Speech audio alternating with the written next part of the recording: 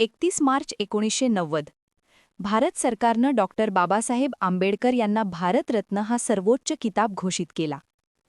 भारताच्या संविधानाचे शिल्पकार डॉक्टर बाबासाहेब आंबेडकर यांना भारत सरकारनं आजच्याच दिवशी भारतरत्न पुरस्कार जाहीर केला होता.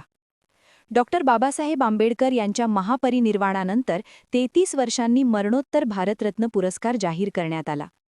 तो दिवस 31 मार्च 1990 होता. बाबासाहेब आंबेडकर यांनी आयुष्यभर सामाजिक समतेसाठी केलेल्या संघर्षाची दखल घेत त्यांच्या कार्याला अभिवादन करण्यासाठी भारतरत्न देण्यात आला. डॉक्टर बाबासाहेब आंबेडकर यांच्या मृत्यूनंतर तब्बल 33 वर्षांनी भारतरत्न पुरस्कार देण्यात आला. तत्कालीन पंतप्रधान व्ही.पी. सिंग यांच्या सरकारनं हा पुरस्कार देण्याचं 31 मार्च 1990ला घोषित केलं. 14 एप्रिल 1990 रोजी भारताचे तत्कालीन राष्ट्रपती आर. व्यंकटरमण यांच्या हस्ते बाबासाहेब आंबेडकर यांच्या पत्नी सविता आंबेडकर यांनी भारतरत्न पुरस्कार स्वीकारला.